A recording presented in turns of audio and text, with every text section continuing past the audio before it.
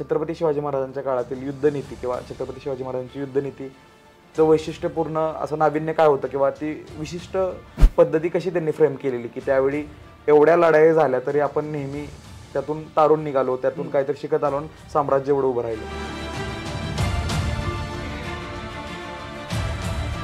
आपला एक सगळ्यात मोठा गैरसमज आहे, मुद्दाम गैरसमज म्हणतोय की आपण म्हणतो शिवाजी महाराजांची जी युद्धनीती आहे ती गनिमी कावा, गनिमी काव्याने आपण युद्ध जिंकलो. पण शिवाजी महाराजांनी प्रत्येक वेळेस गनिमी काव्याचा वापर नाही केला. त्यात शिवाजी महाराजांचं वर्णन असं केलंय की खासा राजा दोन्ही हाती पटे चढून घोड्यावर बसून 10,000 राऊतांशी सडे उभा होता. म्हणजे दोन्ही हातात पट्टे घेऊन शिवाजी महाराज 10,000 सैनिकांसह लढायला उभा होते. ते युद्ध झाले मैदानात. शिवाजी महाराज हे इतर मराठ्यांपेक्षा काहीशे उजळ वर्णाचे म्हणजे गोरे होते. शिवाजी महाराजांचे डोळे मोठे आणि बोलके होते. शिवाजी महाराजांचं नाक हे बागदार होतं. शिवाजी महाराजांची दाढी ही हनुवटीकडे निमुळती होत गेली आणि टोकदार होती. शिवाजी महाराजांच्या मिशा ह्या विरळ होत्या. जे आग्रा भेटीत शिवाजी महाराज आणि औरंगजेब हे किती कसलेले राजकारणी आहेत ना हे कळतं. आपण शिवाजी महाराजांकडे राजा म्हणून बघतो, मान्य. शिवाजी महाराजांकडे छत्रपती म्हणून बघतो, श्रेष्ठ योद्धा म्हणून बघतो. एक राजकारणी कसा असावा याचं उदाहरण आग्रा भेटीत. पण त्या काळामध्ये एवढे हे सगळे मावळे, हे सरदार छत्रपती शिवाजी महाराजांना एवढे लॉयल राहिले, निष्ठावंत राहिले, असं काय नाळ होती, काय बांधलेली नाळ हे सगळ्यांनी एकमेकांशी किंवा महाराजांनी कशा वेळेनं त्या सर्वांना म्हणजे दिशा दाखवली असेल. ह्याच्यामुळेच तर लोक मिळली ना यांच्यासाठी. किंवा आजही आपली पोट त्यांच्याच नावावर भरल्या जातात. म्हणून 350 वर्षानंतर आपण त्यांचंच नाव घेतो.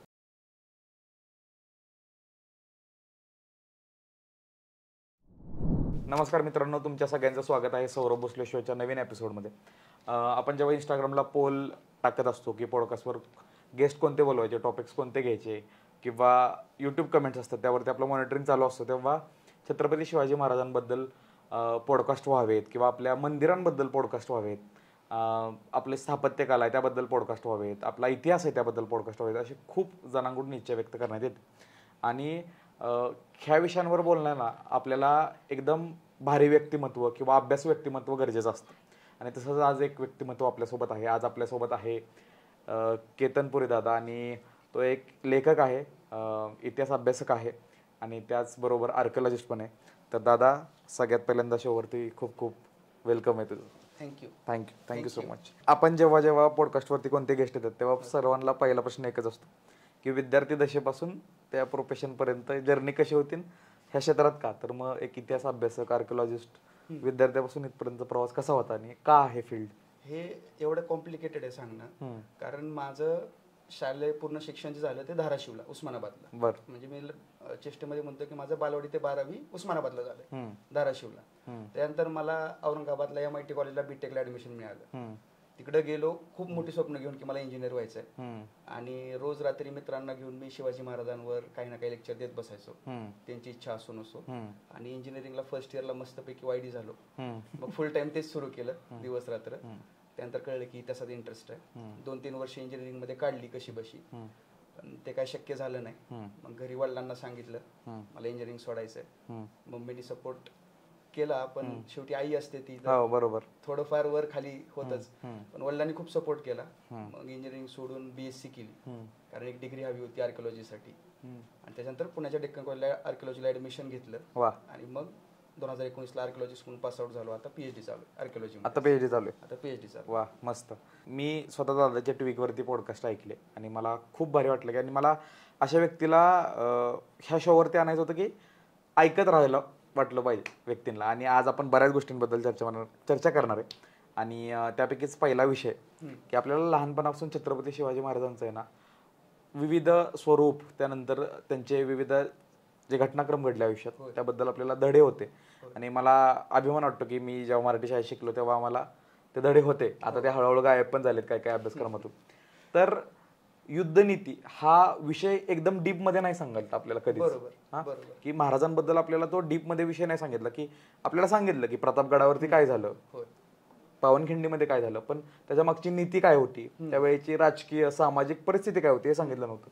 तर मला त्याबद्दलच एक प्रश्न आहे की तुमचा एवढा अभ्यास आहे या गोष्टींबद्दल आणि एक वाचक आहात, लेखक आहात, तर छत्रपती शिवाजी महाराजांच्या काळातील युद्धनीती किंवा छत्रपती शिवाजी महाराजांची युद्धनीतीचं वैशिष्ट्यपूर्ण असं नाविन्य काय होतं किंवा ती विशिष्ट पद्धती कशी त्यांनी फ्रेम केलेली की त्यावेळी एवढ्या लढाई झाल्या तरी आपण नेहमी त्यातून तारून निघालो, त्यातून काहीतरी शिकत आलो आणि साम्राज्य एवढं उभं राहिलं.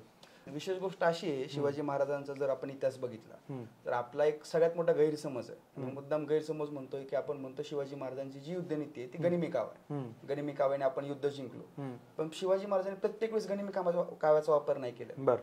म्हणजे जर शिवाजी महाराजांची पहिली लढाई बघितली आपण, जी खळद बेळसर किंवा पुरंदरची लढाई म्हणून आपण बघतो, शहाजी महाराजांना अटक झाली हो. आणि त्याच्यानंतर शिवाजी महाराजांचे थोरले बंधू संभाजीराजांकडून बेंगलोर मागितलं. हो हो. आणि शिवाजी महाराजांकडून सिंहगड किल्ला मागितला. नंतर शहाजी महाराजांची सुटका झाली. हो. तर ते जे पूर्ण प्रकरण आहे त्या प्रकरणामध्ये या आदिलशहानी विजापूरच्या दोन सैनिक पाठवले, दोन मोठे सरदार पाठवले, एक शिवाजी महाराजांच्या विरोधात आणि एक संभाजी महाराजांच्या विरोधात. संभाजी महाराजांनी बँगलोरला त्याचा पराभव केला आणि शिवाजी महाराजांनी त्या फत्तेखानाचा 1648-1649 जी लढाई झाली वयाच्या 18-19व्या वर्षी, तर ती लढाई मैदानात झालेली. म्हणजे शिवाजी महाराजांचं जे पहिले युद्ध आहे त्यांच्या आयुष्यातलं ते मैदानी युद्ध आहे. त्याच्यामध्ये जे कारीचे जेद आहेत, कान्होजी जेद त्यांचा मुलगा, तर त्या मुलाने बाजी जेद त्याचं नाव, त्याच्या हातामध्ये निशाणीचा झेंडा होता. त्यानं त्या निशाणीचा झेंडा वाचवण्यासाठी जवळपासचे जेवढे सैनिक आहेत आदिलशहाचे सगळे मारले आणि स्वतःच्या जीवाची बाजी लावून तो निशाण्याचा झेंडा वाचवला. म्हणून शिवाजी महाराजांनी त्याला किताब दिला सर्जेराव. तो शिवाजी महाराजांच्या वयाचा, त्याचं नाव सर्जेराव जेदे झालं इतिहासात, सर्जेराव बाजी जेदे. परत बाजी पासलकर, ज्यांना बाजी काका म्हणायचे शिवाजी महाराज, तर ते त्या युद्धात धारातीर्थी पडले. तर ती पुरंदरच्या पायथ्याला खळद बेळसरचं जे माळरान आहे तिथं लढाई झालेली. मग शिवाजी महाराजांची जर पहिलीच लढाई ही मैदानी असेल, मग आपण पूर्ण लढाया गनिमी कावा तंत्राने लढल्या असं कसं म्हणू शकतो? अर्थात गनिमी कावा हा महत्वाचा मुद्दा आहे शिवाजी महाराजांच्या लढाईतला, त्याला आपण टाळूच शकत नाही. पण सगळ्याच लढाया त्याला मार्गाने लढल्या गेलेल्या नाहीत ना. जर दुसरं बघितलं आपण, म्हणजे ह्याच्या पलीकडे पण छत्रपती शिवाजी महाराज आहेत ना. आता शिवाजी महाराजांनी एकमेव स्वारी केली आरमाराची, बसरूरची. त्या बसरूरच्या स्वारीमध्ये शिवाजी महाराज महाराष्ट्रामध्ये बसून बसरूरला गेले, कर्नाटकात. कुठून गेले? समुद्राच्या मार्गे, नदीच्या मार्गे, खुशकीच्या मार्गे गेले, वापस त्याच मार्गे आले. ती एकच स्वारी केली. पण त्यांना तो धोका जाणवला की मी जर समुद्रामार्गे गेलो, जर माझं सपोज कुठल्या युद्धामध्ये मला काही बरं वाईट झालं किंवा मला कोणी कैद केलं, तर मला परत माझ्या राज्यापर्यंत वापस जायला मार्ग नाही भेटणार. म्हणून समुद्रामार्गे स्वाऱ्या करणं हे धोकादायक आहे हे त्यांना कळलं. पण त्याच्या आधी त्याने तो प्रयोग केला, बसरूरवर स्वारी केली. 85 जहाज आणि 3 मोठी गलबत घेऊन शिवाजी महाराज गेले होते. 85 जहाज, 4,500 सैनिक होतं. सगळं समुद्रमार्गे नेलं होतं, पाण्यामार्गे नेलं होतं. परत कधी पाण्याच्या मार्गे शिवाजी महाराजांनी मोहीम काढली नाही. परत जर दुसरं बघितलं, सुरतेची दुसरी स्वारी केली. स्वारी करून शिवाजी महाराज वापस येत होते, नाशिक सटाण्याचा भाग. तर त्याचं सभासद वखरीतलं वर्णन आहे, मला ते खूप आवडतं. त्यात शिवाजी महाराजांचं वर्णन असं केलंय की खासा राजा दोन्ही हाती पटे चढून घोड्यावर बसून 10,000 राऊतांशी सडे उभा होता. म्हणजे दोन्ही हातात पट्टे घेऊन शिवाजी महाराज 10,000 सैनिकांसह लढायला उभा होते. ते युद्ध झाले मैदानात.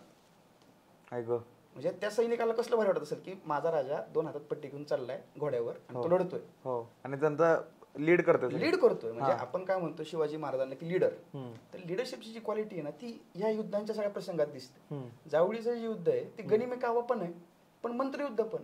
मंत्रियुद्ध म्हणजे शिवाजी महाराजांनी काय केलं, अफजल खान आला चालू, तर शिवाजी महाराजांनी अफजल खानाला त्याच्या इशाऱ्यावर नाही नाचू दिलं. म्हणजे जे काही पूर्ण प्रकरण चालू होतं, तर आपण बघितलं तर शिवाजी महाराजांची ताकद ही अफजल खानापेक्षा तशी कमी होती. कारण अफजल खान आदिलशाहीचा सरदार आहे. पण तरी शेवटच्या क्षणापर्यंत शिवाजी महाराजांनी त्यांना जे हवंय त्याच गोष्टी करून घेतल्या अफजल खानाकडून. पण त्यांना जावळीमध्ये अफजल खानाच्या सैन्याला घेऊन येणं असेल, अफजल खानाच्या त्या पूर्ण छावणीमध्ये जे काही जडजवाहीर घेऊन आलेले व्यापारी असतील त्यांना प्रतापगडला येऊन संरक्षण देणं असेल आणि परत त्यांचा सगळा माल स्वतःकडे ठेवून घेणं असेल, अफजल खानाला त्या छावणीपर्यंत घेऊन येणं असेल, परत त्याला मारणं असेल. बरं तेवढंच करून नाही तर पूर्ण जावळीचा जो खोर आहे खोऱ्यात वेगवेगळ्या ठिकाणी आपापले सैन्य पेरून असेल आणि त्या सगळ्या सैनिकांना मारणं, बेमालूमपणे मारून अफजल खानाची बातमी विजापूरला पोहोचण्याच्या आधी 17 दिवसात पन्हाळगड पर्यंत किल्ले जिंकणार, हे पूर्ण प्लॅनिंग आहे ना शिवाजी महाराजांचं. मग आपण फक्त गनिमी कावा या शब्दाखाली त्यांचं ते प्लॅनिंग नाही आपण पूर्ण हे करू शकत. युद्धनीती आहे एवढी, युद्धनीती आहे ती. म्हणजे त्यांच्या लढण्याची ती पद्धत आहे. दुसरी पद्धत कुठली तर ज्यावेळेस मिर्झाराजे जयसिंग चालून आले, तर मिर्झाराजे जयसिंगने शिवाजी महाराजांच्या पूर्ण स्वराज्यावर आक्रमण केलं, त्यांना तह करण्यासाठी भाग पाडलं. महाराजांनी तह केला, पण कशा पद्धतीने केला, मी 23 किल्ले देतो, बाकीचे माझ्याकडे राहतील. 2.5 लाख शवनांचा मुलुखाचा प्रदेश मी देतो, बाकीचे किल्ले माझ्याकडे राहतील. मनसबदारी मी घेणार नाही, मी राजा आहे, मला राजासारखं राहायचं. औरंगजेबाने विचारलं मग मनसबदारी तू नाही तर कोण, पोरगा आहे माझं. म्हणून संभाजीराजाने पंचहजारी म्हणून सरदारी दिली. पण शिवाजी महाराजांनी स्वतःची पोझिशन नाही सोडली. शेवटी तह जरी केला तरी त्या तहात पूर्णपणे न हारता सन्मानाने जिंकणं किंवा सन्मानाने माघार घेणं हे सुद्धा शिवाजी महाराजांना माहित होतं. सामंजस्य होतं की पुढचं विजन लक्षात ठेवून. करेक्ट. हे पण झालं. शाहिस्तेखानाचं प्रकरण, सिद्धेश्वरच्या वेड्यामध्ये शिवाजी महाराज अडकले 1660ला. शाहिस्तेखान स्वराज्यावर आला 1660ला. पण सिद्धेश्वरच्या वेड्यातून शिवाजी महाराज कधी निसटले? 13-14 जुलै 1660लाच पावनखिंडीचं ते जे काही प्रकरण झालं तिथून ते राजगडावर आले. शाहिस्तेखान कधी गेला महाराष्ट्रातून? 1664ला. एप्रिल 1664ला त्याची बोटं छाटल्या गेली आणि ऑगस्ट 1664ला त्यांना महाराष्ट्र सोडलं. म्हणजे 4 वर्ष शाहिस्तेखान पुण्यात आहे आणि शिवाजी महाराज 4 वर्ष महाराष्ट्रात आहेत. त्याच्या सुरतेवर हल्ला झालाय. त्याच्या शिवाजी महाराजांनी गड किल्ले जिंकले, त्यात प्रदेश वाढवलाय, प्रदेशाची व्यवस्था लावली. पण शाहिस्तेखानाने काय केलंय? फक्त चाकणच्या गडीवर हल्ला केला आणि पुण्याच्या आजूबाजूच्या काही गावांवर हल्ला केला. त्याला पण अडकून ठेवलं ना. अर्थात त्याच्या मागे शाहिस्तेखानाचाही स्वार्थ होता न जाण्याचा. त्याला अशी भीती होती की जर शिवाजी महाराजांना जर इथं त्यांना हरवलं आणि जर तो उत्तरेत गेला तर बादशाह आपल्याला काबूल कंधारला पाठवेल आणि जो काबूल कंधारला जातो तो मरतो. त्यामुळे तोही गेला नाही. म्हणजे ओव्हर अचिव्हमेंट होईल म्हणून तिकडे पण पाठवून मला हे नको. पण इथं पण त्यानं महाराजांना त्रास दिला आणि महाराजांनी त्या पिरियड मध्ये आरमाराची उभारणी केली. महाराजांनी त्या पिरियड मध्ये कोकणामध्ये हल्ले केले. महाराजांनी त्या पिरियड मध्ये स्वराज्याची वाढ केली. विजापूरला खिळखिळ करण्याचं काम केलं. म्हणजे काय आहे की आपण गनिमी कावा करतो पण त्या गनिमी कावाच्या पलीकडे सुद्धा शिवाजी महाराज युद्धतंत्र फार मोठं आहे. ते ह्या लढ्याच्या सगळ्या प्रकरणात आणि हे पुस्तकांपर्यंत पोहोचलं नाही. शाळेतल्या तर पोहोचलंच नाही अजून. नाहीच. अजून एक आपल्याला हायलाइट होणारी म्हणजे आपलं शिवराज्याभिषेक जेव्हा आपण म्हणतो ना, आपल्या डोळ्यापुढे ते अजून दैदिप्यमान ते चित्र उभं राहतं. बरोबर. पण त्यावेळी राजकीय, सामाजिक आणि धार्मिक परिस्थिती काय होती हे खूप कमी लोकांना माहिती आहे. ह्याच्यावर वर्णन पण खूप कमी गेलेले. म्हणजे सर्वसामान्य प्रेक्षक असतील आपले किंवा शिवभक्त असतील की आपल्याला माहिती आहे की शिवराज्याभिषेक झाला, थाटामाटात झाला. पण त्यावेळी राजकीय परिस्थिती काय होती, धार्मिक परिस्थिती काय होती आणि सामाजिक परिस्थिती काय होती? आता शिवाजी महाराजांचा राज्याभिषेक आहे तर राज्याभिषेकाचे बरेच धार्मिक अंग आहेत की जे फार चांगल्या पद्धतीने शिवाजी महाराजांच्या पूर्ण इतिहासात आपल्याला दिसून येतात. त्यातलं एक मेन उदाहरण देतो. ज्यावेळेस नेतूजी पालकर आले स्वराज्यामध्ये तर त्यांचं मोहम्मद कुली खान म्हणून ऑलरेडी धर्मांतर झालेलं होतं. ज्यावेळेस ते महाराष्ट्रात आले त्यावेळेस त्यांना कोणीच ऍक्सेप्ट करायला तयार नव्हतं. जे धर्मगुरू आहेत तर त्यांचंही असं म्हणणं होतं की नेतूजी पालकरांचं ऑलरेडी सुनता झाली, ते कन्वर्ट झालेले, त्यांना आम्ही आपल्या धर्मात घेऊ शकत नाही.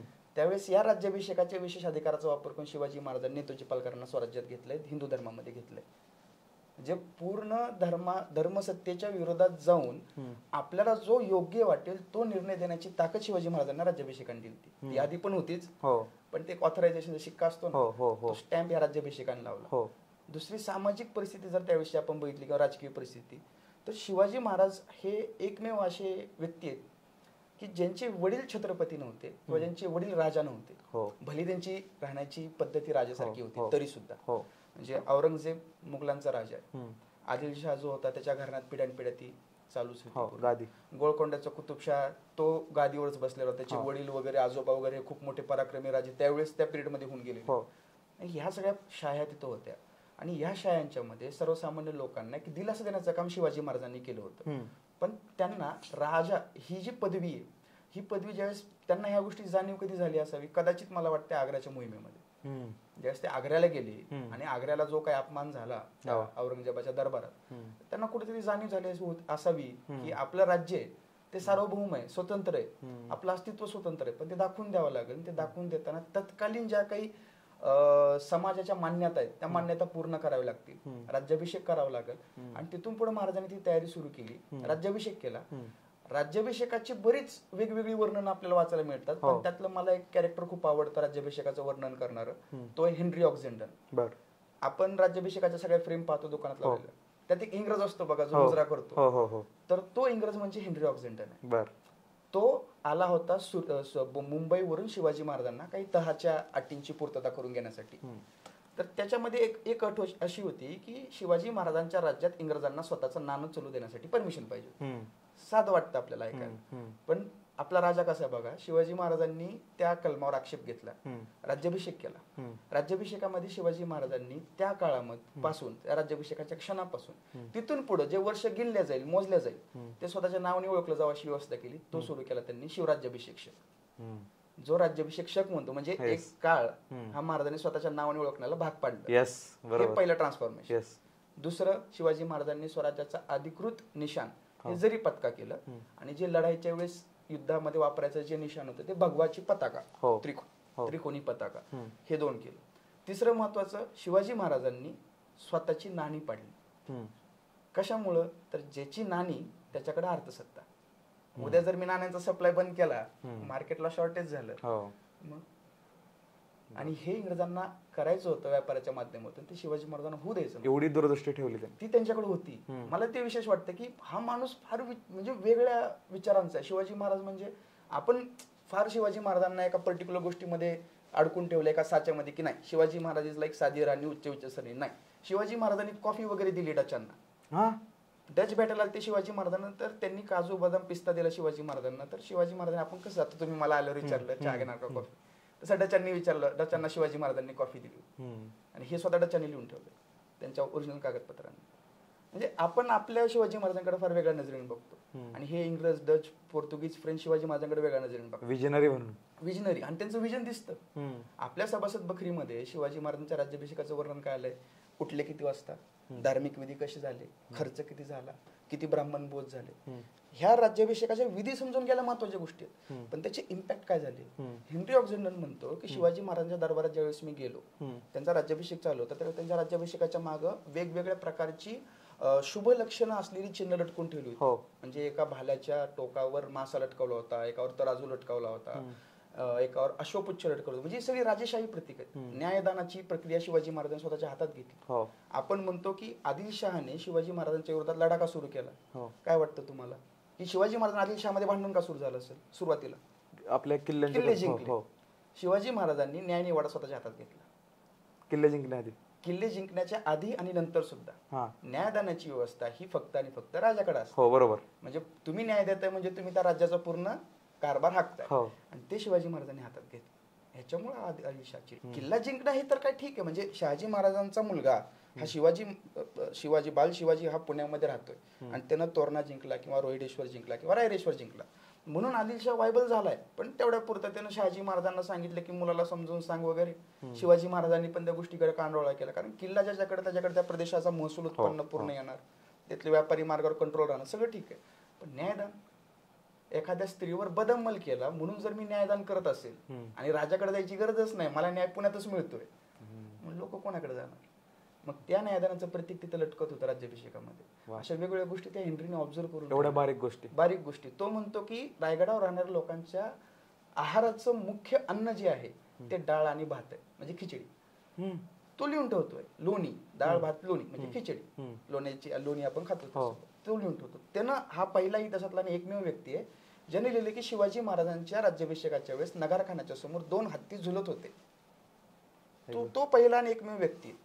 जे आपण म्हणतो ना शिवाजी महाराज रायगडावर हत्ती कशी आणली असती, तर त्याचा पुरावा आपल्याला त्या हेनरीच्या लिखाणामध्ये मिळतो. ती कागदपत्र ब्रिटिश म्युझियम मध्ये लंडनला आहे. आणि हे इंग्रज असो, डच असो, त्यांना आपल्या छत्रपती शिवाजी महाराजांबद्दल एवढं फॅसिनेशन, म्हणजे एवढं खूप जास्त. म्हणजे त्यांनी एवढ्या छोट्या मोठ्या गोष्टी लिहिल्या शिवाजी महाराजांविषयी. बऱ्याचशा अफवा पण आहेत. अर्थात ते शेवटी त्याचा अभ्यासकांवर डिपेंड असतं की तर्क व्यवस्थित कुठं लावायचा, पुराव्याला धरून ते त्याच्यावर असतं. पण राज्याभिषेकाचा जर आपण विचार केला तर नाणी स्वतःची पाडली. शिवाजी महाराजांनी तो शिवराज्याभिषेक सुरू केला. शिवाजी महाराजांनी स्वतःला छत्रपती म्हणून घोषित केलं.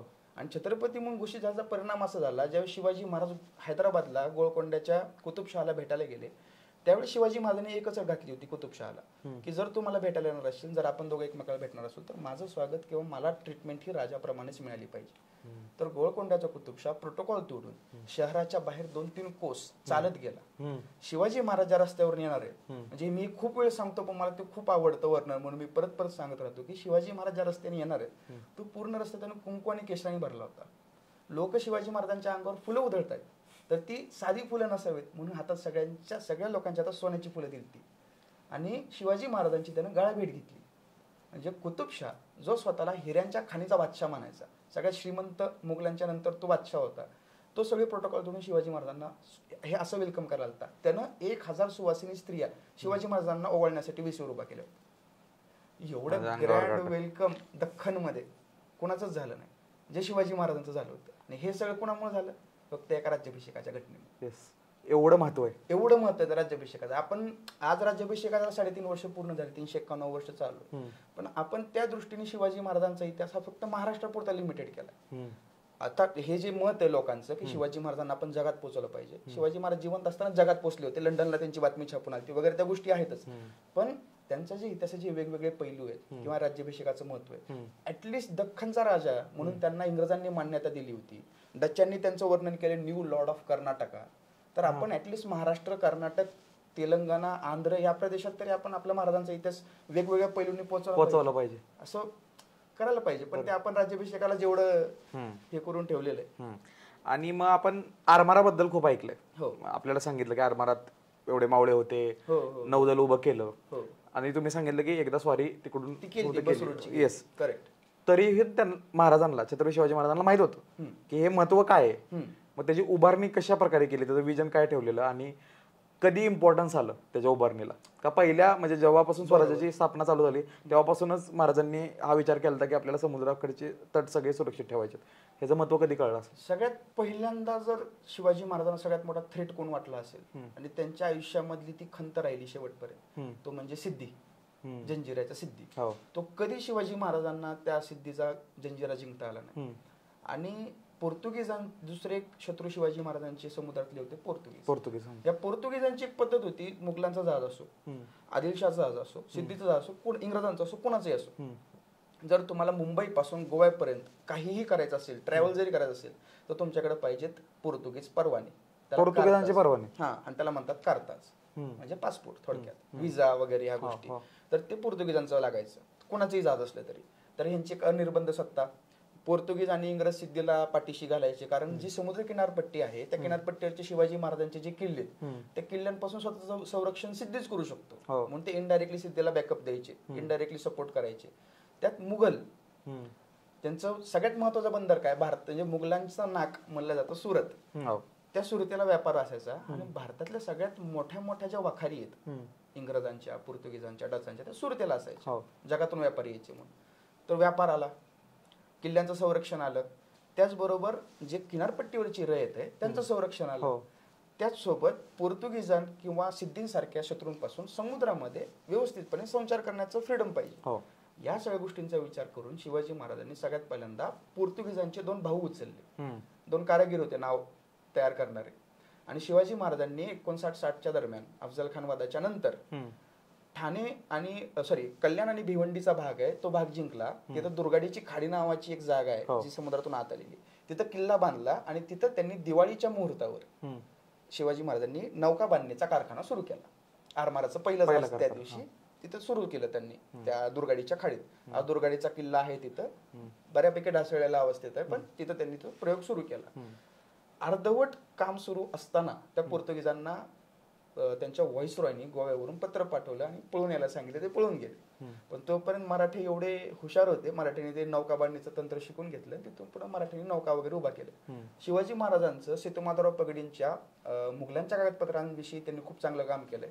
त्यांच्याच एका पुस्तकामध्ये रेफरन्स आहे की शिवाजी महाराजांची तांदळाने भरलेली 3 जहाजं इराणला चालली आहेत व्यापाऱ्याला. इराणला पण मध्यंतरी वादळ आलं आणि ती जहाजं बुडाली. हाही प्रयोग केला शिवाजी महाराजांनी. शिवाजी महाराजांनी सिद्धीवर खूप वेळेस हल्ला करण्याचा प्रयत्न केला. तो ताब्यात येईना म्हणून शिवाजी महाराजांनी जंजिऱ्याच्या बाजूलाच एका बेटावर किल्ला बांधला, तो आहे पद्मदुर्ग. खांदेरी शिवाजी महाराजांनी बांधला, सिंधुदुर्ग शिवाजी महाराजांनी बांधला. सिंधुदुर्गची तर गोष्ट एवढी भारी आहे की सिंधुदुर्गचं काम चालू असताना शिवाजी महाराज आग्र्याला कैद देत होते, पण काम अडू नये म्हणून जिजाऊंनी फंडिंग दिली ती. आणि जिजाऊंनी स्वतःहून जातीने लक्ष दिलं सिंधुदुर्गचं काम अडू नये म्हणून. आणि त्या सिंधुदुर्गच्या बांधकामासाठी असंही काय इतिहास अभ्यासकांचं म्हणणं आहे की हिरोजी इंदुलकरांनी स्वतःचं घरदार गहाण ठेवलं होतं आणि त्या किल्ल्याचं बांधकाम केलं होतं. म्हणजे शिवाजी महाराजांची तत्व एवढी जास्त भिनलेली होती त्यांच्या प्रशासनामध्ये की राजा असो नसो सिस्टीम चालली पाहिजे, मी असो नसो सिस्टीम केली पाहिजे. म्हणजे त्यांची ऍडमिनिस्ट्रेटिव्ह सिस्टीम जी होती तेवढी परफेक्ट होती. हे सगळ्या गोष्टी जर आपण बघितलं, आता आपण ह्या मॉडर्न जगात जगतोय, आपण खरे मॉडर्न तेव्हा होतो, खरं होतो. हा म्हणजे तसं म्हणलं पाहिजे. ऍडमिनिस्ट्रेशन एवढं स्ट्रॉंग होतं की राजा नाहीये तिथं, आपला छत्रपती नाहीयेत, तरीही ते किल्ला पार पाडायची जबाबदारी घेत आहेत. बरोबर, राज्याचं संरक्षण करायचं. किंवा शिवाजी महाराजांनी तिकडं मिर्झाराज जयसिंग कडून, मुलाकडून, रामसिंग कडून कर्ज घेतलं होतं, तिकडून हुंडी पाठवली होती आणि जिजाऊंनी त्यांचं कर्ज फेडलं होतं. मला अजून एक की हिरोजी इंदलकरांचं नाव ऐकल्यावर काय डोळ्यापुढे पहिल्यांदा उभं राहतं? रायगड ऑब्विसली, त्याच्याशिवाय दुसरं काहीच येत नाही. आणि किती श्रेय, केवढं मोठं योगदान आहे या ते स्वराज्याच्या. स्वतः शिवाजी महाराजांनीच दिलंय. म्हणजे ते तर ठीक आहे, ती सेवेचे काही तत्पर हिरोजी इंदलकरचा तो शिलालेख आहे, ठीक आहे. हो. त्या शिलालेखाच्या बाजूला तो जो दरवाजा आहे त्याच्या डाव्या हाताला एक शिलालेख आहे खूप मोठा, आणि त्याचं सुरुवात होते श्री गणेशाय नमः प्रासादो जगदीश्वरस्य वगैरे वगैरे. तर त्याच्यावरून त्या मंदिराला आपण जगदीश्वर मंदिर म्हणतो, पण ऍक्च्युली ते जगदीश्वर मंदिर नाहीये. त्याच्यातला जो जगदीश्वर हा उल्लेख आहे, तो जगदीश्वर उल्लेख हा शिवाजी महाराजांचा आहे. त्या शिलालेखाचा अर्थ असा आहे की या जगदीश्वराच्या प्रासादात, म्हणजे शिवाजी महाराजांच्या प्रासादात, शिवाजी महाराजांच्या रायगड किल्ल्यावर मनोऱ्यांचं बांधकाम झालंय, राजवाड्याचं बांधकाम झालंय, राजसदरेचं बांधकाम झालंय, त्याच्यानंतर वेगवेगळ्या प्रकारच्या अष्टप्रधानांचे वाडे उभा करण्यात आले, वेगवेगळ्या प्रकारच्या गोष्टी तयार केल्यात. आणि हे सगळं शिवाजी महाराजांच्या आज्ञेने हिरोजी इंदुलकर यांनी 1674 साली ह्या सगळ्या गोष्टींची पूर्तता केली, असा त्या शिलालेखाचा अर्थ आहे. आणि त्या शिलालेखामध्ये जे प्रासादो जगदीश्वरस्य आहे, जगदीश्वराचा प्रासाद, तो शिवाजी महाराजांचा प्रासाद मानला गेला. ऍक्च्युली त्या मंदिराचं खरं नाव आहे वाडेश्वर. त्या मंदिराची मेन एंट्रन्स ही तिथून आहे, शिवाजी महाराजांच्या समाधीपासून. आपण नेहमी जातो ते बॅक एंट्रन्स जातो रायगडाला. तर त्याच्या शिवाजी महाराजांनी क्रेडिट दिलं हिरोजी इंदुलकरांना, की हिरोजी इंदुलकरांना मी आज्ञा दिली ती किल्ला बांधायची, त्यांनी बांधला. ही म्हणजे आपल्याला आता बघतो आपण भाऊकीत माणसं एकमेकांसोबत लॉयल राहत नाहीत. आणि तुम्ही विचार करा म्हणजे हे काय असेल, म्हणजे लिडरशिप स्किल. तुम्हाला हा विचार मी खूप केला, मी ह्या क्षेत्रात म्हणून. भाषण कला काय असेल छत्रपती शिवाजी महाराज? खूप परफेक्ट. शिवाजी महाराजांची जी बोलणी आहेत तर त्याच्यावर सेतुमाधवराव पगडींनी त्यांच्या छत्रपतींनी त्यांची एक पुस्तक आहे त्यांचं, छत्रपतींनी त्यांची वंशावळ असं काहीतरी पुस्तकाचं नाव मला आता नाव लक्षात येत नाहीये. तर त्या पुस्तकामध्ये एक चॅप्टर आहे शिवरायांची बोलणी कैसे म्हणून, आणि त्याच्यात त्यांनी शिवाजी महाराज कसे बोलले असतील त्याचं इतिहासातले जे संदर्भ आहेत त्याचा आधार घेत त्यांनी लिहिले. त्याचं एक उदाहरण देतो. जी आग्र्याची शिवाजी महाराजांची मोहीम झाली, आग्र्याच्या मोहिमेत शिवाजी महाराजांना औरंगजेब एकमेकांच्या समोर आले. एकमेव प्रसंग येतो इतिहासात की दोघ जण एकमेकांच्या समोर आले. आता त्या आग्र्याच्या मोहिमेचे 66 कागदपत्र सापडले यदुनाथ सरकार किंवा जदुनाथ सरकार नावाच्या बंगाली इतिहासकाराला. आणि त्या 66 पत्रांमधून शिवाजी महाराजांच्या आग्रा भेटीचा एकूण डे टू डे पूर्ण सविस्तर माहिती आपल्याला कळली. तर ती पूर्ण पत्र डिंगल भाषेतली, राजस्थानी डिंगल, ती पत्र ज्याने लिहिली त्याचं नाव आहे परकालदास किंवा प्रकालदास. आणि तो रामसिंगच्या किंवा मिर्झाराजे जयसिंगच्या अंडर काम करत होता. मिर्झाराजे जयसिंग राजस्थानची, त्याच्यामुळे त्याची भाषा डिंगल.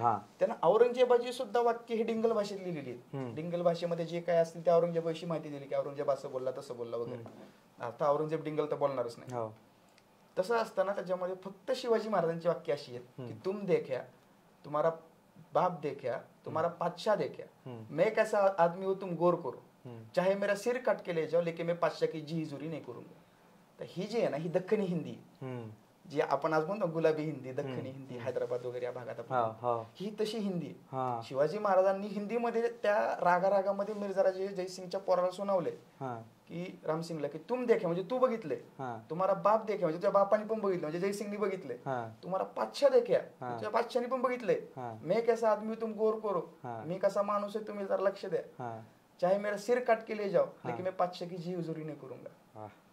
पण हे वाक्य अभ्यासकांच्या मते असं म्हणणं आहे त्यांचं की शिवाजी महाराजांची ही वाक्य दख्खनी हिंदीत आहेत. कदाचित ह्याच टोन मध्ये शिवाजी महाराज बोलले असेल. तर आता जसं आपण बोलतोय की जी भेट झाली आग्रा भेट, त्याच्याबद्दल थोडं अजून ऐकायला आवडेल. आग्रा भेट फार इंटरेस्टिंग गोष्ट आहे. जे आग्रा भेटीत शिवाजी महाराज आणि औरंगजेब हे किती कसलेले राजकारणी आहेत ना हे कळतं. आपण शिवाजी महाराजांकडे राजा म्हणून बघतो, मान्य, शिवाजी महाराजांकडे छत्रपती म्हणून बघतो, श्रेष्ठ योद्धा म्हणून बघतो. एक राजकारणी कसा असावा याचं उदाहरण आग्रा भेटीत. शिवाजी महाराज आग्र्याला गेले. तसं जर बघायला गेलं तर शिवाजी महाराजांची जी आग्र्याची पार्श्वभूमी आहे ती पटकन कव्हर करतो, म्हणजे सगळ्यांनाच माहिती आहे. तरी जो पुरंदरचा तह झाला तर त्या पुरंदरचा तह झाला मिर्झाराजे जयसिंग आणि शिवाजी महाराजांच्या मध्ये पुरंदरच्या पायथ्याला. तिथे शिवाजी महाराज भेटलेत निकोलाव मुनिची नावाच्या इटलीच्या पोराला. हा 15व्या वर्षी एका बोटीवर चढला, त्याला माहित पण नव्हतं बोट कुठं चालली, व्हेनिस मध्ये, आणि तो आला भारतात. आला की डायरेक्ट औरंगजेबाकडे, सॉरी शहाजहानच्या दरबारात. आणि तो तिथून जो दारा शुको सोबत राहायला सुरुवात केली, भारतात आला, त्याने डॉक्टरकी शिकली, तो डॉक्टर झाला. नंतर तो औरंगजेबाच्या दरबारात गेला आणि तिथून मिर्झाराजेंच्या सोबत तो दख्खनीत आला, शिवाजी महाराजांना भेटला. शिवाजी महाराजांचा त्याचा डायलॉग फार इंटरेस्टिंग आहे. शिवाजी महाराजांनी त्याचे कपडे वगैरे बघून त्याला विचारले की हे कुठल्या देशाचे राजे, तर मिर्झाराजेंनी सांगितलं की हे निकोला मुनीचे, हे इटली या देशाचे राजे. मग शिवाजी महाराजांनी त्याला विचारले की अच्छा म्हणजे तुमचा राजा पोर्तुगालचा राजा का, हे शिवाजी महाराजांनी निकोला मोनिचीला विचारलं. त्याची सगळी माहिती काढली की तो कुठल्या देशाचा आहे, काय आहे. शिवाजी महाराजांना वाटत होतं की पोर्तुगालचा राजा सर्वश्रेष्ठ आहे. आता ह्याच्या मागे पण इंटरेस्टिंग स्टोरी ती शहाजी महाराज आणि पोर्तुगीजांची आहे, ती वेगळी आहे. पण शिवाजी महाराज त्याला भेटले, त्यासोबत गप्पा मारल्या, जागतिक गोष्टींवर शिवाजी महाराजांनी त्यासोबत गप्पा मारल्या असं स्वतः निकोला मोनिचीने लिहून ठेवले. असे होते मोगल नावाचं पुस्तक आहे, महाराष्ट्र शासनाने प्रकाशित केलं, त्याची PDF पण अवेलेबल आहे. त्याच्यात त्याने लिहून ठेवलंय सगळं. आणि पुरंदरच्या तहामध्ये सगळ्या गोष्टी ठरल्या, वाटाघाटी ठरल्या. पुरंदरचा तो तहनामा झाला. तर त्या तहामध्ये शिवाजी महाराजांनी किती किल्ले दिले आणि शिवाजी महाराजांनी किती होणलक्ष उत्पन्नाचा मुलूक दिला, ह्याच्यावर फक्त 2 ओळी. बाकी जो पूर्ण 20-30 फुटाचा तो जो काही कलम आहे, त्याचे काही तह आहे, तर त्याच्यामध्ये आदिलशाहीवर कसा हल्ला करायचा, कुठले कुठले किल्ले कसे जिंकायचे, काय काय जिंकायचं, याचे उल्लेख आहे. त्यात एक इंटरेस्टिंग उल्लेख असा आहे की औरंगजेबाने शिवाजी महाराजांचे जिंकलेले जे 23 किल्ले आहेत आणि जो 2.5 लाख होऊन उत्पन्नाचा प्रदेश आहे, तो मुघलांच्या राज्याला जोडला असं नाही लिहिलं, तर इजिप्तच्या खलिफाच्या राज्याला जोडला गेला असं लिहिलं. इजिप्तचा जो खलिफा आहे तर तो जगातला सर्वश्रेष्ठ खलिफा मानला जायचा. म्हणजे इस्लामचे जे धर्मगुरू किंवा सर्वश्रेष्ठ धार्मिक व्यक्ती असतात त्यांना खलिफा म्हणतात. तसं इजिप्तचा जो खलिफा आहे तर त्याच्या राज्याला शिवाजी महाराजांचं राज्य जोडले गेले असं औरंगजेबाने त्या फरमानात लिहिले. आता त्या इजिप्तच्या खलिफाला औरंगजेब माहिती असेल, शिवाजी महाराजांचं राज्य माहिती असेल का, सिंहगड तोरणा वगैरे किल्ले माहिती असतील, फक्त कशासाठी, तर मी माझ्या धर्माला किती मानतो हे दाखवायला, हे दाखवण्यासाठी म्हणून आता जोडले गेले औरंगजेबाच्या राज्याला, उत्पन्न मिळणार औरंगजेबाला, पण दाखवता नाही, माझ्यासाठी नाही, मी धर्मासाठी करतोय असं औरंगजेबाने ते प्रिटेंड केलं. त्याच्यात शिवाजी महाराजांना अट टाकली की तुला आग्र्याला यावं लागेल, माझा 50वा वाढदिवस आहे, तिथं तुला यावं लागेल. शिवाजी महाराज आग्र्याला गेले. शिवाजी महाराजांनी आग्र्याच्या वेशीपर्यंत, तिथे तर बरेच मिसकन्सेप्शन झाले, त्यांचा 1-2 वेळेस अपमान झाला की त्यांना जसं राजाच्या प्रमाणे रिसीव्ह केलं गेलं पाहिजे तसं मिर्झा राजे जयसिंगच्या मुलाकडून रिसीव्ह करण्यात आलं नाही. खूप दुय्यम दर्जाचे अधिकारी त्यांना स्वागताला वगैरे पाठवले, सगळं ठीक आहे. आग्रा शहराच्या वेशीमध्ये शिवाजी महाराज प्रवेश करत असताना घोड्यावर उतरले, पालखीत बसले. स्वतःच्या पालखीला जे पाय असतात खालचे, ज्याला आपण खूर म्हणतो पालखीचे, ते सोन्याच्या पत्र्याचे होते. संभाजी महाराजांच्या पालखीचे चांदीच्या पत्र्याचे, पालखीत बसून गेले. कशासाठी, मी राजा आहे दाखवायला, इम्प्रेशन. आणि त्यात अफजल खानाचं पोट फाडलंय, शाहिस्तेखानाची बोट छाटली, असा हा शिवाजी महाराज नेमका राजा हा दिसतो कसा हे बघायला अख्खं आग्रा शहर त्या रस्त्यावरून थांबलं होतं. पण शिवाजी महाराज कुठे, पालखीत. हा ऑरा आहे, खरा ऑरा नाही का. तिथून गेले, तिथं परत ते दिवाने आम मधून दिवाने खास मध्ये बऱ्याच तिथं इतिहासकारांनी वगैरे उत्तरेतलं लिहून ठेवलं की शिवाजी महाराज घुसलखान्यामध्ये वगैरे गेले. घुसलखाना म्हणजे जिथं आपण मसलती करतो, म्हणजे दिवाने खास, जिथं राजकारणाच्या वगैरे गोष्टी होतात.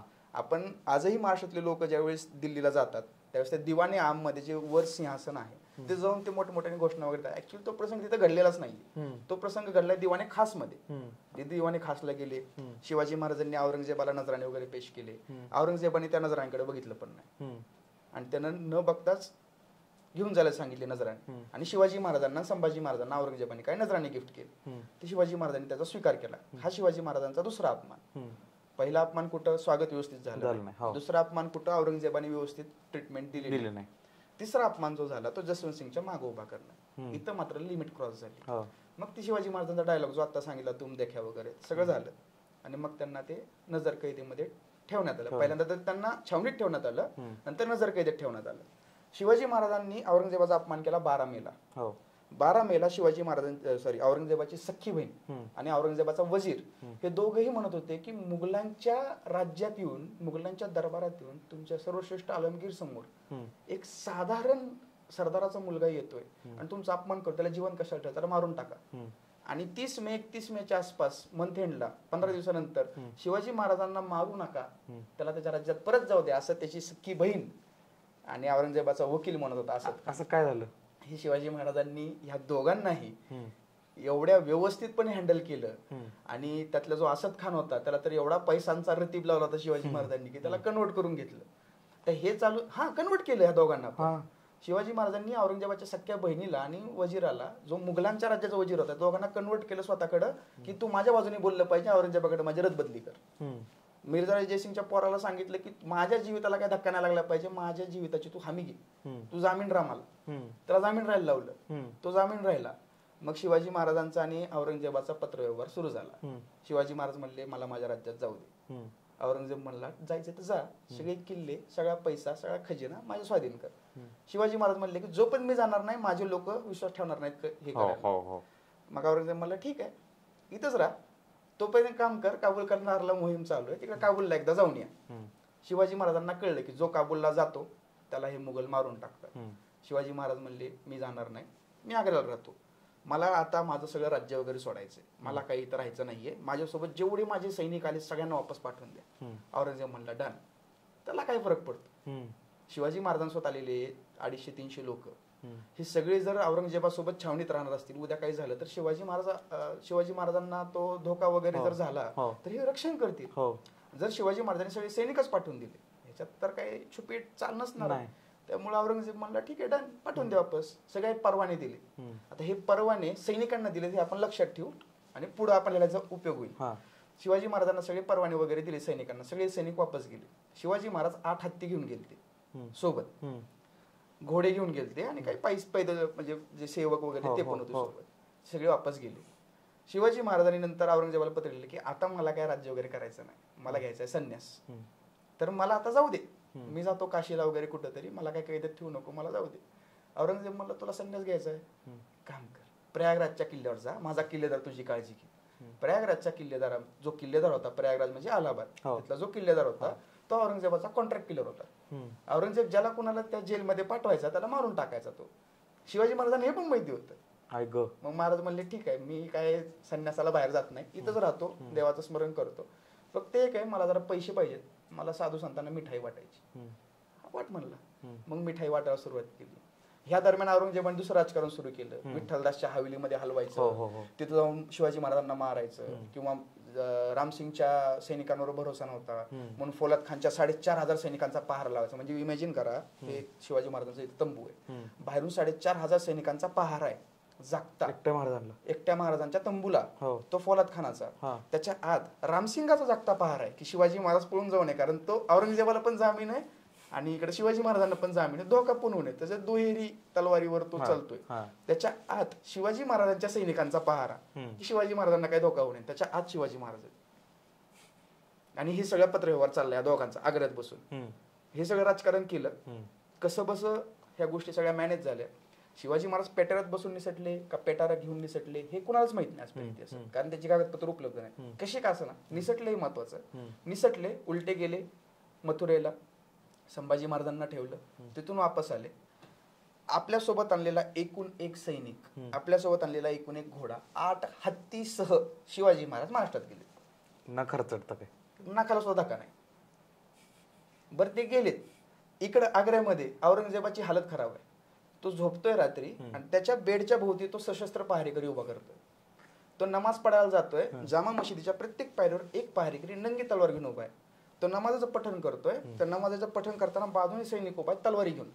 कुठनं पण येतील छत्रपती. अफवाच तशा उठल्या होत्या आणि ह्या शिवाजी महाराजांनी उठवल्या होत्या की शिवाजी महाराज जागेवरून 8-8 फूट उंच उडी मारू शकतात, शिवाजी महाराज कुठेही गायब होऊ शकतात, कुठेही प्रकट होऊ शकतात. शिवाजी महाराज ही जे काही सगळं अफजल खान आणि शाहिस्ते खानचं प्रकरण आहे हे त्याला कारणीभूत ठरलं. बरं ह्या अफवा उठवल्या कोणी? शिवाजी महाराजांच्या सैनिकांनी.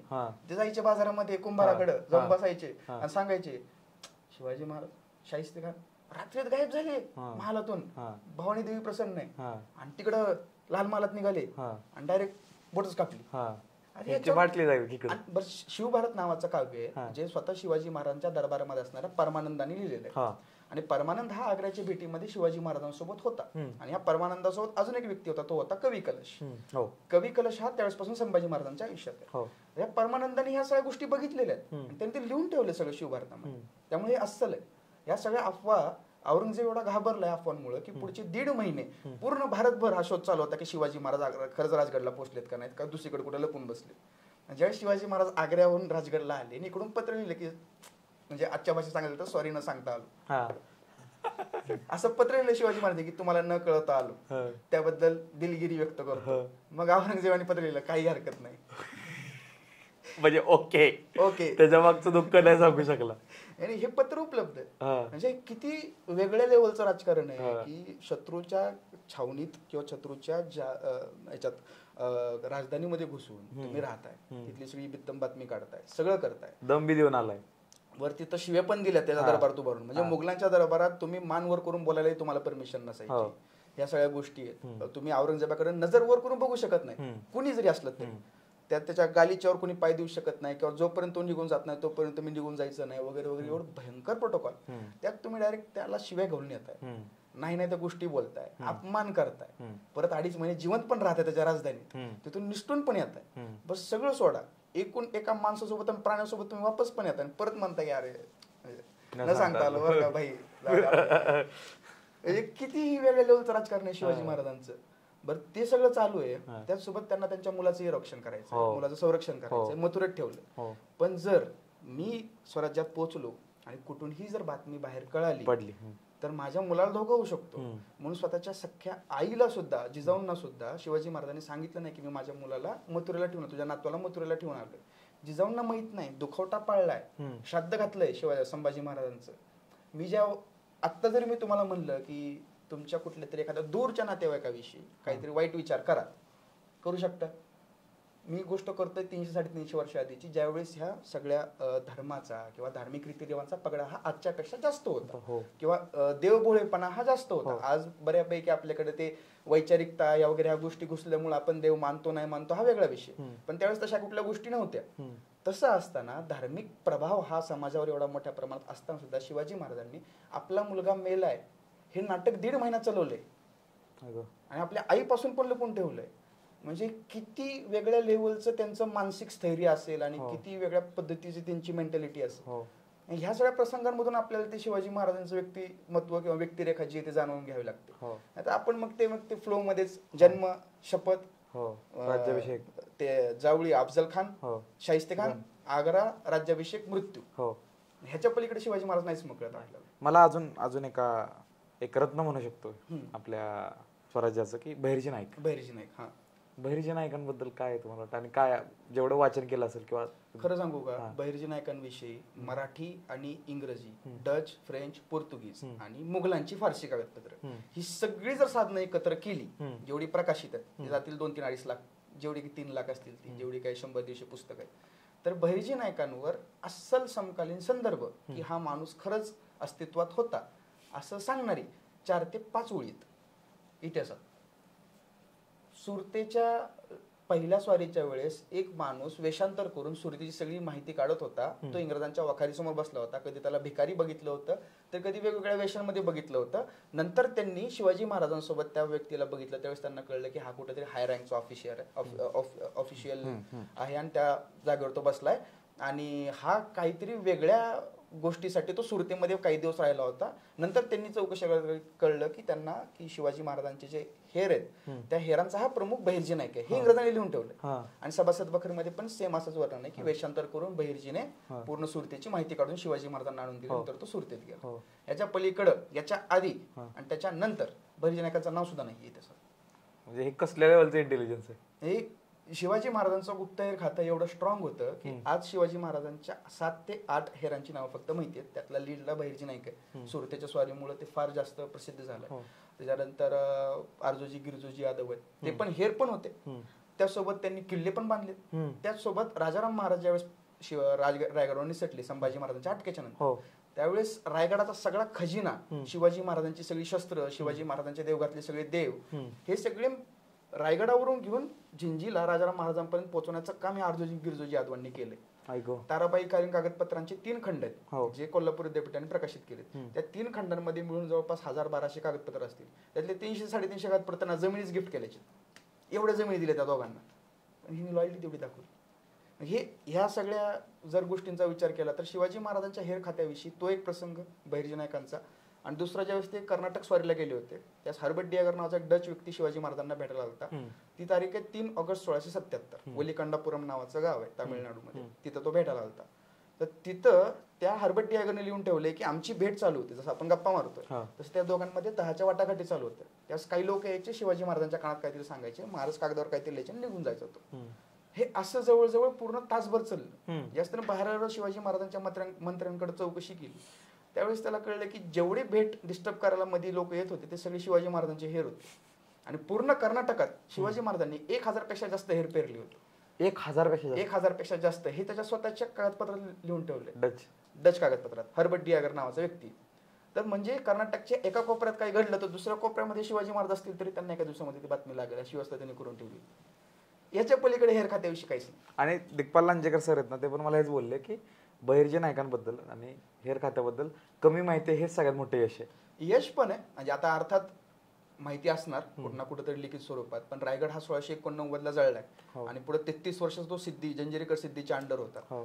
त्यामध्ये बऱ्याच गोष्टी नष्ट झाल्या.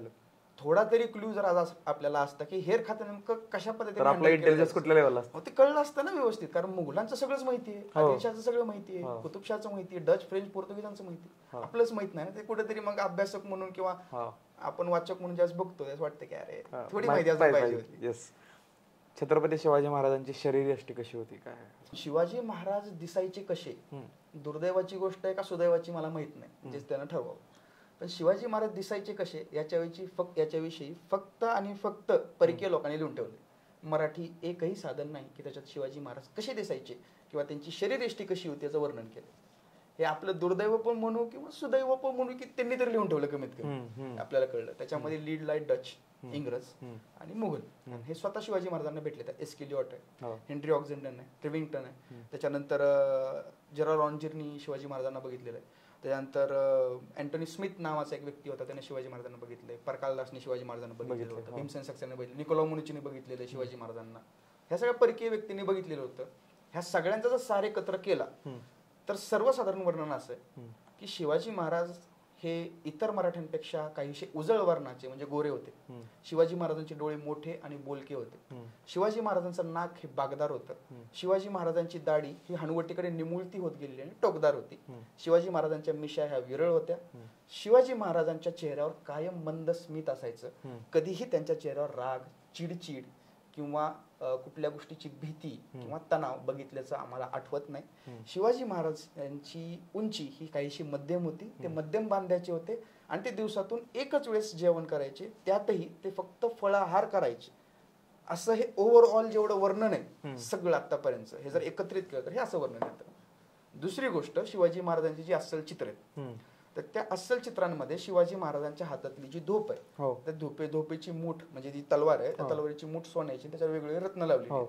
तर ती धोप म्हणजे जगदंबा किंवा जर भवानी किंवा तुळजा, आता तुळजा सिंदूर किल्ल्यात आहे, भवानी साताऱ्याच्या राजवाड्यात आहे आणि जगदंबा ही लंडनला राणीच्या खासगी संग्रहालयात. या सगळ्या तलवारींची जर आपण उंची काढली तर ती 4 ते 4.25 फूट भरते. ती येते शिवाजी महाराजांच्या छातीपर्यंत सगळ्या चित्रात. जी अस्सल चित्र आहेत शिवाजी महाराजांची, 9 चित्र अस्सल आहेत, महाराजांना प्रत्यक्ष पाहून काढली. त्यात शिवाजी महाराजांच्या छातीपर्यंत ती तलवार येते. त्याच्यावर 1.25 फूट, 5.25 फुटाच्या आसपास शिवाजी महाराजांची उंची असावी. तसंही त्या कागदपत्रात वर्णन तसंच जे शिवाजी महाराजांना प्रत्यक्ष भेटले त्यांनी लिहून ठेवले की ते मध्यम बांध्याचे आणि मध्यम उंचीचे होते, पण काटक होते, गोरे होते, मोठ्या डोळ्यांचे होते, मिशा विरळ होत्या, दाढी टोकदार होती. जे आज आपलं चित्र दिसतंय ते एवढं भारी वाटतंय हे सगळं ऐकताना. आणि अजून बऱ्याच गोष्टी ज्या मला जाणून घ्यायच्यात. मी त्याचे 3 फोडी केल्या त्या पॉडकास्टच्यात, त्यातल्या एका फोडीचा 10% बी झाले नाहीये, तरी आपण एका तासाकडे झाले. भरपूर पॉडकास्ट करणार आपण. तुम्ही कमेंट करायचे फक्त कशाबद्दल जाणून घ्यायचंय. मला अजून 2-3 गोष्टी जाणून घ्यायच्यात की आता आपण बघतोय की सख्या भावांमध्ये पण आहे ना की कधी कधी आपल्या भाऊकीमध्ये, वाड्यामध्ये, राजकारणात कोण कोणाच्या विरुद्ध उभं राहिलं तर लॉयल्टी राहत नाही. सध्या परिस्थिती तर वेगळीच आहे, पण त्या काळामध्ये एवढे हे सगळे मावळे, हे सरदार छत्रपती शिवाजी महाराजांना एवढे लॉयल राहिले, निष्ठावंत राहिले. असं काय नाळ होती, काय बांधलेली नाळ ह्या सगळ्यांनी एकमेकांशी, किंवा महाराजांनी कशा वेळेनं त्या सर्वांना म्हणजे दिशा दाखवल्या असेल? बरेच पैलू होते त्याचे, पण हे थोडक्यात एका पॉइंट मध्ये तुम्हाला क्लिअर करतो. विषय काय आहे की शिवाजी महाराजांच्या काळामध्ये मुघलांनी, आदिलशहानी, निजामशाह जी नंतर नष्ट झाली, डच, फ्रेंच, पोर्तुगीजांना आपण थोडंसं बाजूला ठेवू जे परकीय आहेत, कारण त्यांचा तेवढा प्रभाव नव्हता. पण आदिलशाह, निजामशाह, मोगल या तिघांनी महाराष्ट्रामधल्या लोकांवर फार अत्याचार केले होते. शिवाजी पण नाही सांगितलं आपल्याला जास्त, म्हणजे त्याचं सांगायचं सगळ्यात वेगळं आपण काय म्हणतो नेहमी, अत्याचार कशी केले तर मंदिरं फोडली किंवा आया बहिणींवर अत्याचार केले, हे अत्याचार आहेतच, सिव्हिअर आहेत, त्याच्याविषयी वादच नाही. पण ह्याच्याही व्यतिरिक्त बरेच अत्याचार असतात. तुमच्यावर कर लादण्यात येतो, तुमचं जे काही वर्षाचं जे काही एक वेतन असतं, पगार असतो, तुम्हाला देता येत नाही. म्हणजे मुघलांची एक सिस्टीम असते. मुघलांच्या सिस्टीम मध्ये पगारी सैनिक नसायचं. जर तुमच्या अंडर 100 सैनिक आहेत तर तुमची 100 सैनिकांची मी यादी बघणार, मी तुम्हाला पैसे देणार ठराविक अमाऊंट एवढी, त्यातली तुमची मर्जी खाली द्यायची तर द्या, नाही तुमच्याकडे ठेवा. अशी मुघलांची पद्धत होती सैनिकांची. पण अत्याचारच आहे. अत्याचारच आहे ना. तिथं शिवाजी महाराजांनी काय केलंय, सैनिकी जे काही पूर्ण लोक आहेत, जे सैनिक आहेत, त्यांना पगारावर ठेवले. आणि हे सगळं राजव्यवहार कोश वगैरे या सगळ्या गोष्टींमध्ये शिवाजी महाराजांच्या स्वतःच्या दरबारातल्या लोकांनी लिहून ठेवलं. रघुनाथ पंत हनुमत्य असतील किंवा रामचंद्र पंत अमात्य यांनी पण त्या गोष्टी लिहून ठेवलेल्या आहेत बऱ्यापैकी आज्ञापत्रामध्ये. तर शिवाजी महाराजांनी काय केलं, पगारी सैनिक ठेवले. शिवाजी महाराजांनी दुसरी गोष्ट काय केली, घोडा हा राज्याचा मालकीचा ठेवला, कुठल्याही सैनिकाच्या नाही. दोन गोष्टी झाल्या, ज्याच्याकडं सगळ्यात जास्त घोडे, सपोज तुमच्याकडे 5,000 सैनिक आहेत, 500 सैनिक आहेत, तुमच्याकडे 500 सैनिक घोड्यावरचे, माझ्याकडे 2,000 सैनिक आहेत पण मी जमिनीवरचा आहे, तुम्ही मला भारी पडणार. दुसरी गोष्ट, जेवढे घोडे आहेत ना, तर ती जर सरकार जमा असतील तर मला कळलं की माझ्याकडे खरे घोडे किती. कारण मुघलांकडे अशी उदाहरणं आहे शहाजहानच्या काळातली, तुमच्याकडे 50 घोडे आहेत पण तुम्ही डाग दाखवताना दाखवताय 250-300. कोण मोजायला येते?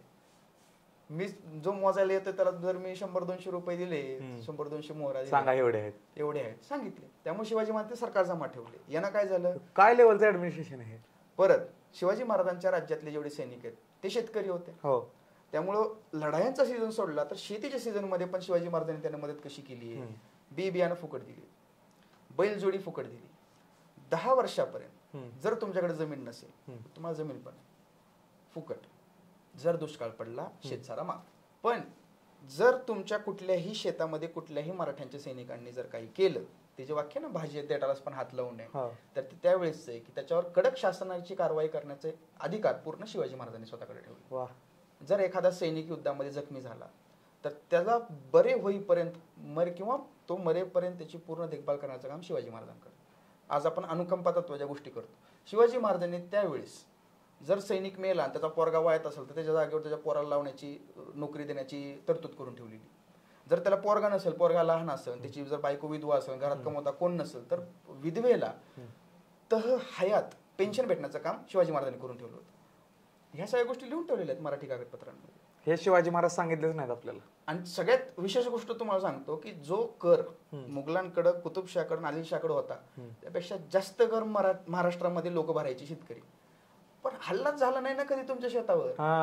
तुमच्या आया बहिणींना सुरक्षा मिळते, तुम्हाला बी बियाणं भेटतंय, तुम्हाला बैलजोडी भेटते, तुम्हाला शेत जमीन भेटते, थोडक्यात इन्शुरन्स आहे, पेन्शन आहे, सगळी सिक्युरिटी आहे तुम्हाला.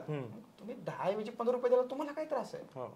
पण हे जे टॅक्टिक्स आहे किंवा राज्य कसं चालवायचं, हा जो आदर्श, आज आपण बरेच सरकार म्हणतो, मी कोणाची बाजू घेणार नाही, थोडंसं कॉन्ट्रोवर्शियल असू शकतं, पण सगळेच काय म्हणतात की आम्ही शिवाजी महाराजांच्या विचारांवर चालणारं सरकार आहे किंवा त्यांच्या दृष्टीने आम्ही रयतेची काळजी घेतो. पण ही कुठली काळजी घेताना आपण बघत नाही. हे शिवाजी महाराजांनी करून ठेवले 350 वर्षात. त्याच्यामुळे शिवाजी महाराजांचा मृत्यू झाला 1680ला. संभाजी महाराजांचा दुर्दैवी अंत झाला 1689ला. औरंगजेबाने तो जो काही छळ केला. राजाराम महाराजांचा आजारपणामध्ये मृत्यू झालाय 1700ला. आणि त्याच्यानंतर 27 वर्ष, शिवाजी महाराजांच्या मृत्यूच्या 27 वर्षानंतर औरंगजेब मेला महाराष्ट्रात. म्हणजे शिवाजी महाराजांच्या मृत्यूनंतर 27 वर्ष इथला एकूण एक व्यक्ती लढलाय. जिंजीला गेले तर राजाराम महाराज, तरी महाराष्ट्रामध्ये संताजी घोरपडे, धनाजी जाधवराव ह्या दोघांच्या अंडर सगळे लढत होते. आणि राजाराम महाराजांच्या मृत्यूनंतर सुद्धा एका स्त्री शासनकर्तीच्या अंडर, ताराणी छत्रपती साहेबांच्या अंडर हा पूर्ण महाराष्ट्र लढलाय औरंगजेबाच्या विरोधात. हे असंच नाही आले, ह्याच्या मागे कुठेतरी शिवाजी महाराज आहेत, ह्याच्या मागे संभाजी महाराज आहेत. संभाजी महाराजांचे राष्ट्रप्रधान मंडळाचे सगळ्यात पहिले खटके का उडले, तर संभाजी महाराज ज्यावेळेस शिवाजी महाराज दक्षिण दिग्विजयाला कर्नाटकात गेलते, संभाजी महाराज शृंगारपूरला होते, त्यांनी शेतसारा माफ केला शेतकऱ्यांचा. आणि ही अण्णाजी दत्तो आणि मोरोपंत पिंगळे आणि बाकीचे जे काही राष्ट्रप्रधान लोक, हे जे मंत्री होते, जे राज्याचा महसूल उत्पन्न सांभाळायची, ती महत्वाचीच गोष्ट होती. आर्थिक कणा मजबूत असलाच पाहिजे. तर त्यांना या गोष्टीचा राग आला आणि तो पहिला सगळ्यात मोठा खटका उडला होता राष्ट्रप्रधान मंडळाने संभाजी महाराजांमध्ये. म्हणजे एक छत्रपती जो आदर्श घालून देतो की राज्य कसं चालवायचं, त्यांचा मुलगा जो पुढे जाऊन भावी दुसरा छत्रपती झालाय, त्यांनी त्याच पावलावर पाऊल टाकलं. ह्याच्यामुळेच तर लोक मिळली ना यांच्यासाठी, किंवा आजही आपली पोट त्यांच्याच नावावर भरल्या जातात. म्हणून तर 350 वर्षानंतर आपण त्यांचंच नाव घेतो. वा, खूप मस्त. खूप काय बोलायचं. जवळजवळ 1 तास आपण हा पॉडकास्ट केलेला आहे आणि मला एवढं कळलेलं आहे की हे आम्ही 4-4 तास केलं तरी मला ऐकू वाटणार आहे. पण मी एक गॅरंटी देतो, तुम्ही इथपर्यंत आला असाल तर तुम्हाला अजून काय जाणून घ्यायचंय ना, हे कमेंट करा. केतन दादाला कसाही वेळ काढायला लावेल, ह्याच्या जागी आम्ही ऑडिटोरियमला बसू, तुम्ही या, आपण बरेच विषय घेऊन येऊन आपण बोलू. माझ्याकडे 30 प्रश्न होते, मी 3-4 पण कव्हर केले नाहीयेत. मग तुम्ही विचार करा की अजून गुजबम्स आहेत माझ्या अंगावरती, अजून काटा आहे. आणि भारी वाटतं जेव्हा हे सगळं. उलट माझ्यावर प्रेशर होतं, कारण तुला ऐकायला 1001 लोक येतात तू स्टेजवर बोलतो किंवा तुझे सोशल मीडियावर एवढे चांगले व्हिडिओज वगैरे तुझ्यासमोर मला बोलायचं होतं नाही. आणि त्यामुळे नाही, मी खरं सांगू ना, मी ज्या दिवशी पॉडकास्ट बघितला टीव्ही वरती अक्षयला पण बोललो की आत्मीयतेनं सांगणं, खरेपणानं सांगणं हे खूप कमी लोकांना जमतं, आणि ते सांगतंय म्हणून तर काटा येतोय ही पोरं एकमेकाकडे बघतायत.